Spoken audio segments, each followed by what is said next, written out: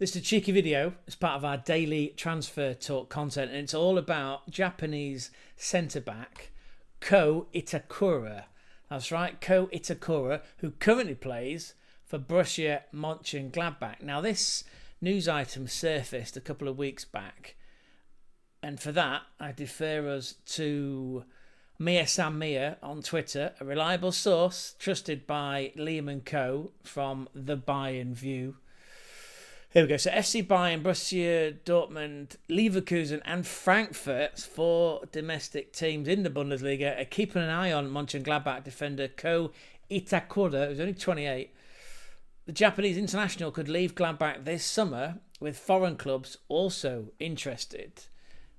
Let's have a quick look then at Ko Itakura. So he is, like I say, 28, born January 27th, 1997. What a great year that was. One of my favourite years, that. For pop music. Well, for indie music, I should say. And the fact I was 16. With my whole life stretching out ahead of me. Now I'm 44, but I'm enjoying what I'm doing. And I'm sure Ko Itakura is enjoying what he's doing currently. Although he's got some offers, hasn't he? He's got some options, right? So he's a Japanese international, as we've established. He's 188 centimetres high, which in old money is 6'1".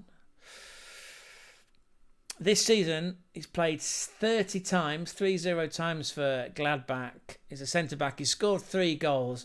2 of those, by the way, were fucking world class. One was a header as a go-ahead goal against St. Pauli on a Sunday afternoon game. It was brilliant. Yeah, corner came in. Let's give it to... It was Big Frank, actually. Big Frank Homrahat. And the way that Itakura, unmarked in the box, manages to, with precision, I might add, guide the ball with just sublime control over the trajectory and the pace and the target, and it just looped right in the top corner beyond Nikola Vasil. Anyway, that was one of them. And the other one was like an attacking midfielder. Ball over the top. I believe that might have been Robin Hack. Might have been Kevin... It wouldn't be Kevin Sturger because he was a sub. Anyway, it was a game for Gladbach against Dortmund in a game that they narrowly lost 3-2. Anyway, so he scored 3 times this season. He's come up with 1 assist, 5 yellow cards. That's pretty moderate for a centre-back for having played 30 games at a high level. That's pretty impressive. As we can see, just a checkered list of where he's played in the past. Obviously, he's a native Japanese player, started out at Frontale under 18s, signed a professional contract with Kawasaki Front. From there, he's gone through a few clubs. I guess the standout is he was picked up by Manchester City back in 2019. They paid just over 1.1 million for him. He went out on loan to FC Groningen in the Netherlands, back to City, went to Schalke on loan, obviously playing in the Zweite Bundesliga, back to Man City because that loan ended, and he was sold to Gladbach for €5 million. What a snip. €5 million a couple of seasons back. And then this news item, again, gathered some momentum because he didn't travel with the Gladbach squad to Munich, and that was for the game on match day 33 on Saturday. Thomas Muller's last ever home game in a Bayern Munich shirt, in his 750th game, I might add. 502nd Bundesliga game. Yeah. He didn't play in that, which then puts this news item, again from Mia San Mia, into some perspective. Gladbach defender Ko Itakura is on Bayern's list. He's valued at around €12 million and seen as a potential squad player. Initial informal talks with Itakura's management have taken place, but there's still no concrete offer. And then we come to One Football. Bayern Munich hold talks with Ko Itakura's entourage.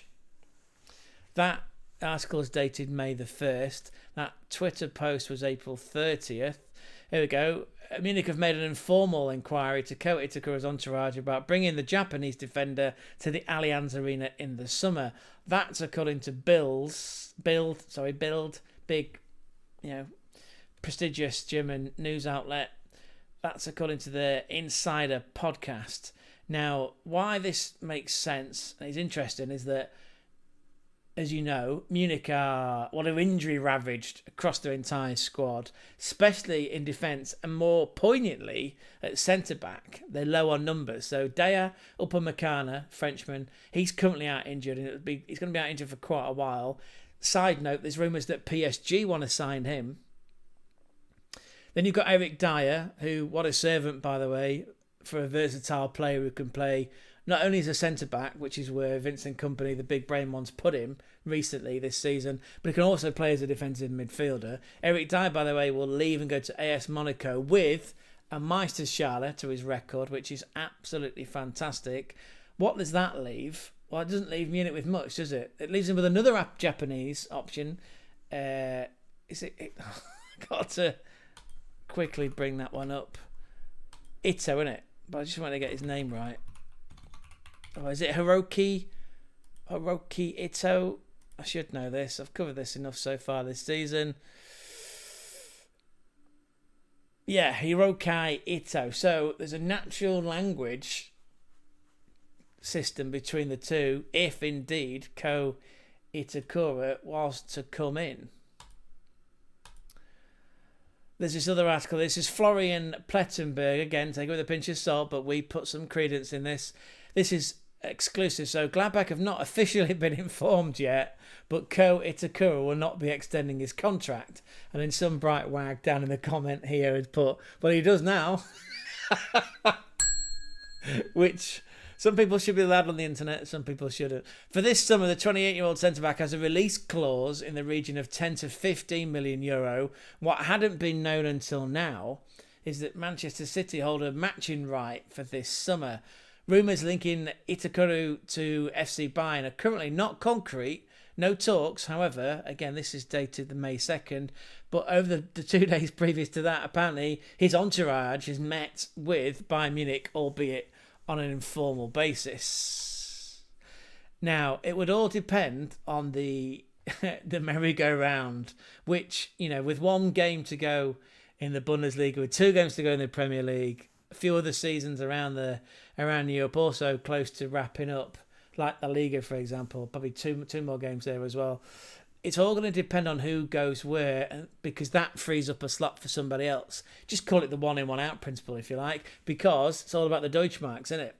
It's all about balancing the books. One, in order to bring somebody in, you've got to get somebody off the wage book first, right? So apparently Jonathan Tah's contract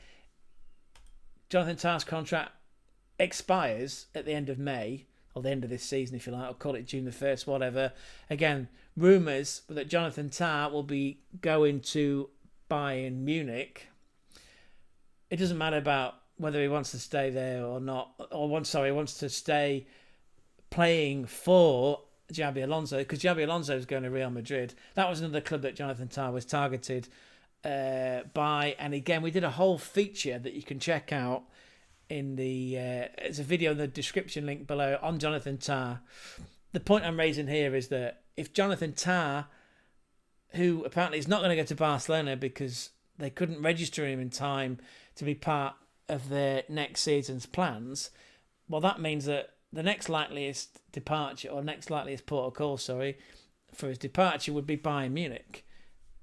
And then for that, if we go to this next news item, and this is today, May 13th, Jonathan Tah to Bayern Munich is done. It's a done deal. The defender's reached a full agreement with the German club. He's 29, so he's absolutely in his peak. Apparently, it was a 3-year deal. I don't know if I've highlighted this here. Anyway, yeah, there's a 3-year deal on the table that takes him through to 2028. And you assume that they would retain him and he'd just see out his career at Bayern Munich. Anyway, a lot's got to happen. And then Dortmund, this is on transferfeed.com. So apparently Borussia Dortmund have shown interest in acquiring Ko ITAKURA. This is according to the Rheinstacher Post. Gladbach's actively trying to retain him beyond when his contract expires, which is in 2026. Numerous other clubs listed. Now, what was interesting here is that Gladbach CEO Roland Verkus stressed that securing an extension of ITAKURA's contract is an absolute priority, and it would be because he's fucking talented, although he acknowledged This is old Roland, that without a new agreement, the club would need to make a decision by the end of the current contract as to what happens next. So Dortmund apparently have come in for him. That would make sense because Dortmund have been a bit shaky this season. And just to put some credence behind that one, Dortmund this season conceded 51 goals. So despite the fact that they were a game away from potentially qualifying for the Champions League next season, they're basically in a one-game shootout now. They're playing Kiel, who have already been relegated, but Frankfurt and Freiburg are in a one-game shootout. So depending on the outcome of that, if Frankfurt beat Freiburg and Dortmund beat Kiel, which is more than likely, Dortmund would end up in the Champions League. Now, Dortmund, that'll be an interesting home for Ko ITAKURA.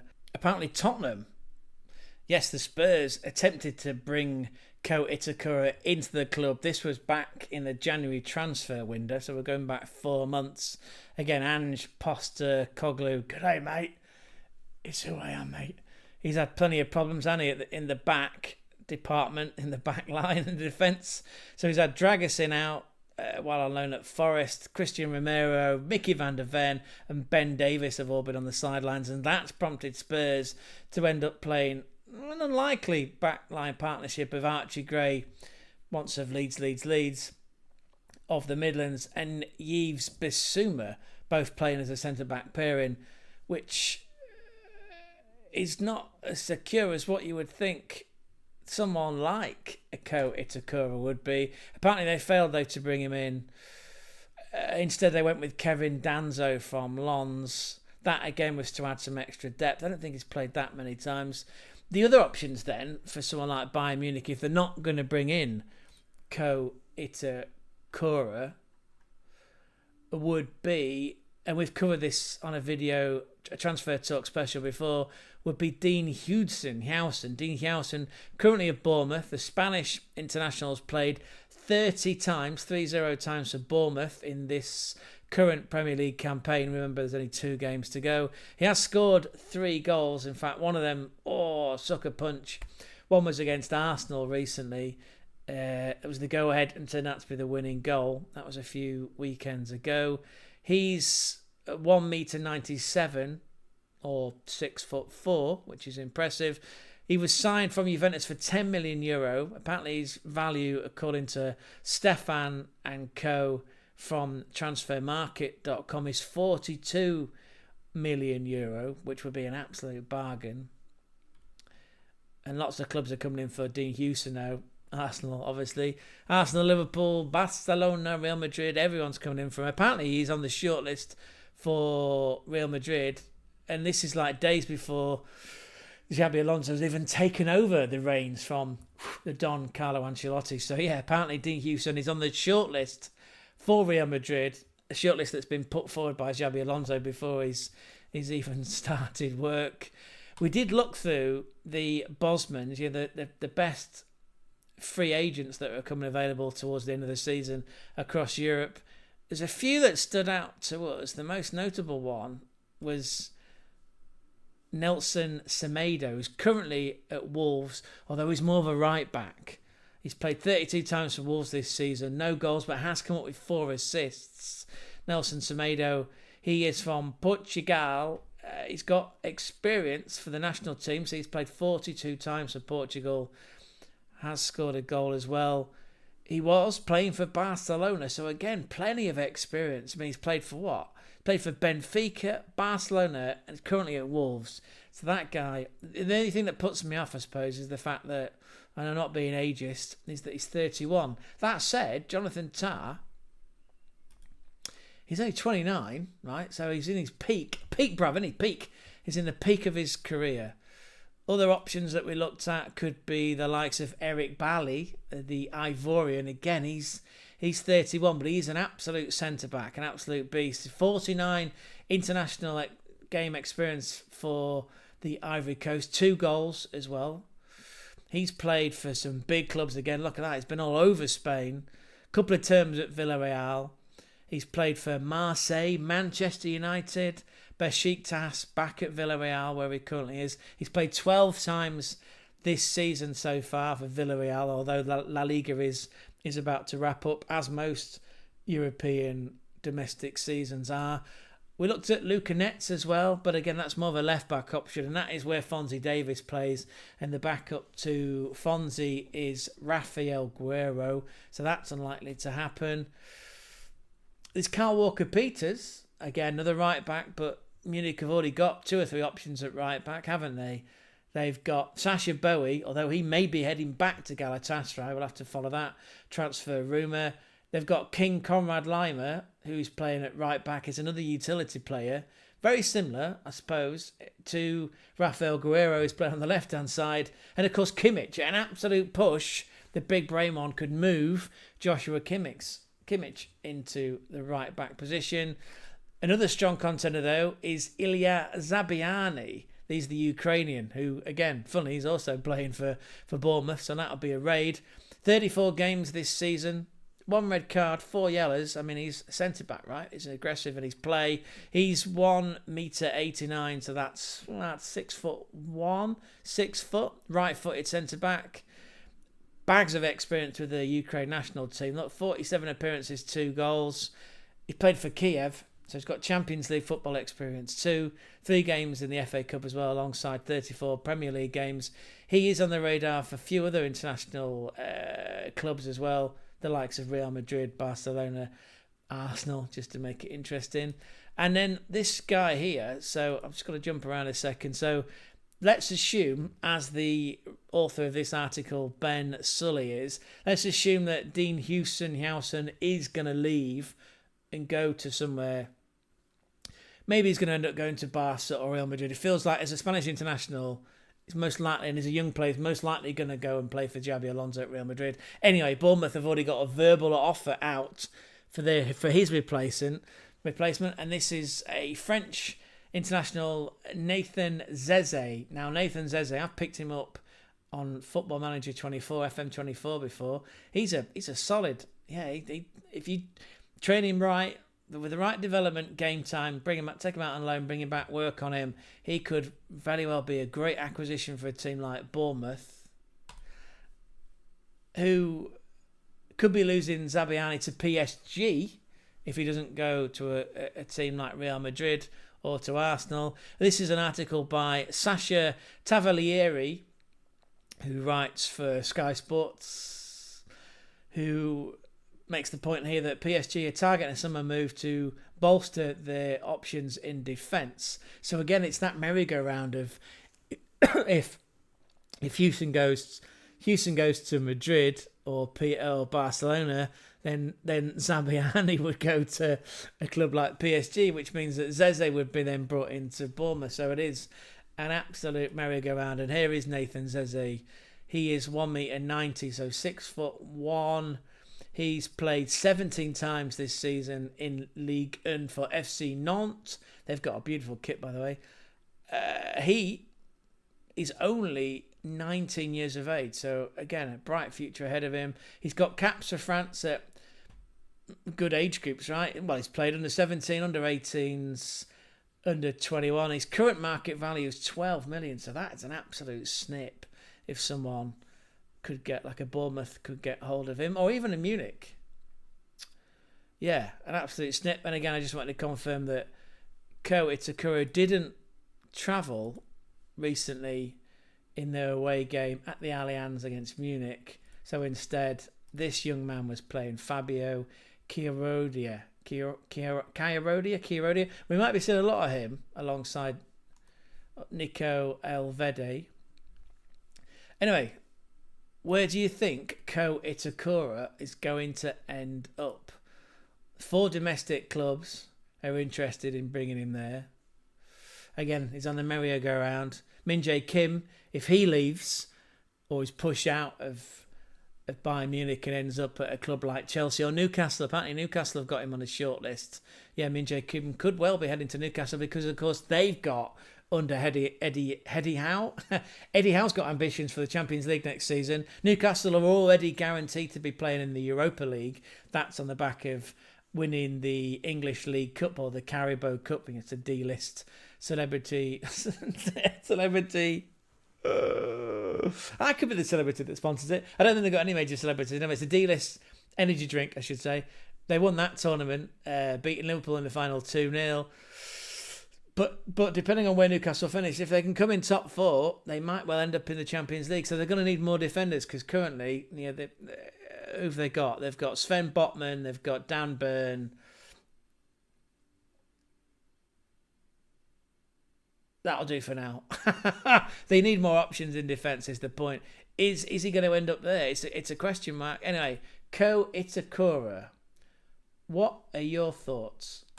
Where do you think he's going to end up? Gonzo and I believe that he'll be a good option, a really good option for Dortmund. But if he went to Munich, he'll be a great partner with... Ito. Yeah, with Hiroki Ito. Because they both speak Japanese. Oh, if not, if he becomes a backup player, then when he is slotted in, when he is called upon by the big brain one, it'd be perfect because their language is, well, it's their mother tongue, right? Japanese. What do you think? As ever, you know the drill. Let us know in the comment section down below. Again, this is supposed to be a cheeky video as part of our daily content, our transfer talk. Let us know what you think. Please like, subscribe, and pass it on to your familia. Yeah, tell your family, tell your friends, tell your school buddies, tell your work colleagues, tell anyone. just bring them on. We'll look after them because I do this full time and I'm passionate about it. Hopefully that comes across, that passion. Anyway, back soon. Maybe we'll catch you soon. Hope we do. Ciao, ciao, ciao for now.